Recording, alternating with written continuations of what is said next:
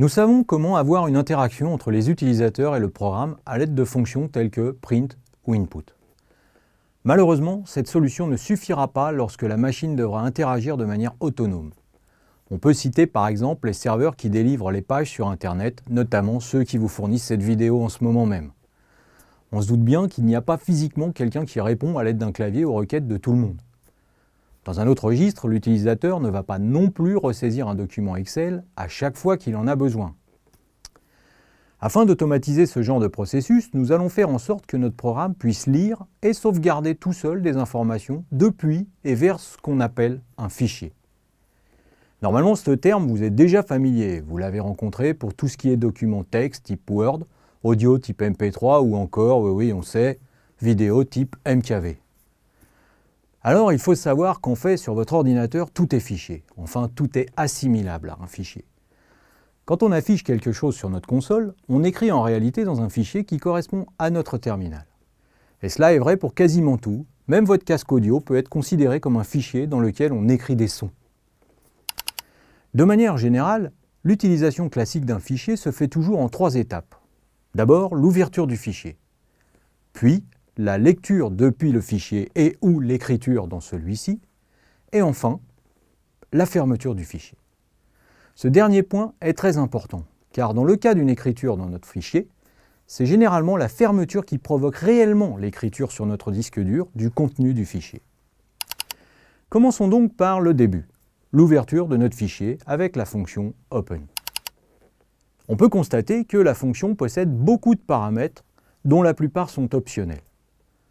En règle générale, nous utiliserons une version allégée de celle-ci, ne possédant que 2 paramètres, File et Mode.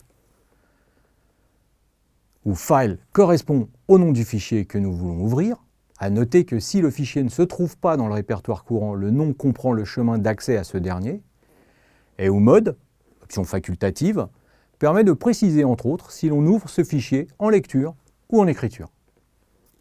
Mais revenons un peu sur cette histoire de chemin de fichier.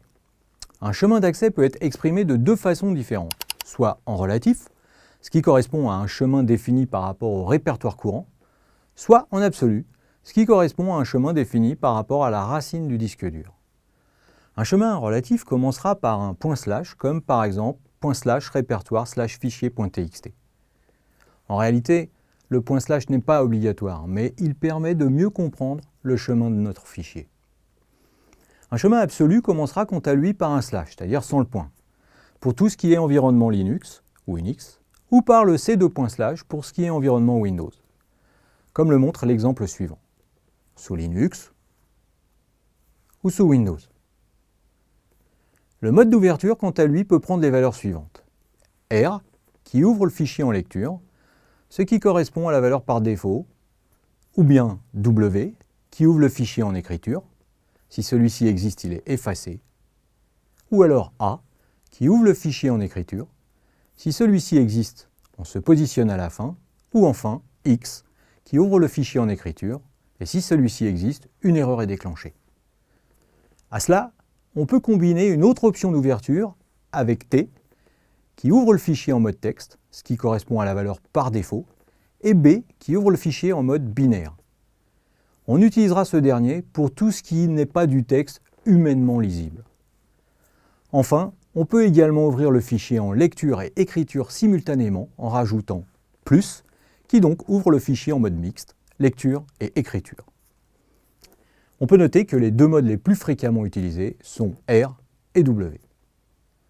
Maintenant, place à la pratique. Pour l'instant, nous travaillerons dans le répertoire courant supposé vide au départ. Commençons par essayer d'ouvrir le fichier test.txt en lecture seule, le mode R. Python déclenche une erreur signalant qu'il ne trouve pas ce fichier, ce qui est plutôt logique vu que notre répertoire est vide et que le mode d'ouverture ne demande pas la création.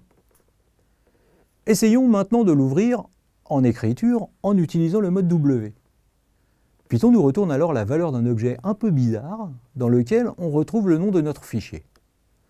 En fait, il va nous falloir récupérer cette valeur pour pouvoir manipuler le fichier par la suite. Nous recommençons donc encore une fois en stockant cette fois-ci la valeur de l'objet retourné par Python dans une variable f. Par la suite, toutes les modifications effectuées sur l'objet f seront répercutées dans le fichier test.txt. Et enfin, terminons cet exemple en fermant notre fichier. Maintenant que nous savons ouvrir un fichier, voyons comment le remplir. Pour faire cela, nous allons utiliser la méthode write de l'objet précédemment retourné par la fonction open. Write va prendre en paramètre une valeur dont le type dépend de celui du fichier ouvert, à savoir une chaîne de caractères pour un fichier texte et un buffer pour un fichier binaire.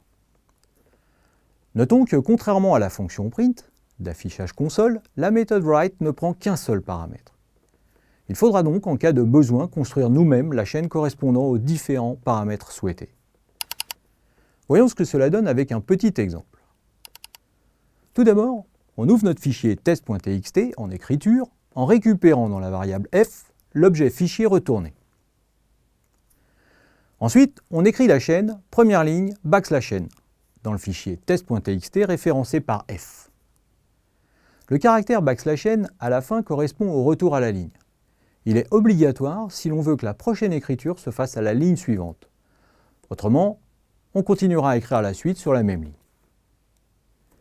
Puis, on écrit une deuxième chaîne selon le même principe. On peut constater que la méthode write nous retourne le nombre de caractères effectivement écrits dans le fichier, 15 dans le cas présent. Enfin, on pense à fermer notre fichier afin d'être sûr que tous les changements ont bien été répercutés sur notre disque dur. Maintenant, si l'on ouvre le fichier test.txt, on constate que celui-ci contient bien les deux lignes que nous avons écrites précédemment. Ouvrons à nouveau notre fichier en mode ajout, c'est-à-dire en mode écriture à la fin de celui-ci, et ajoutons une nouvelle chaîne, la dernière. Enfin, comme il se doit, fermons notre fichier. Cette fois encore, si l'on ouvre le fichier test.txt, on constate que la dernière ligne a bien été rajoutée. Nous pourrions présenter les autres modes, mais je préfère vous laisser faire. Je vous encourage donc à essayer tous les autres modes pour voir ce qui se passe avec le contenu de votre fichier.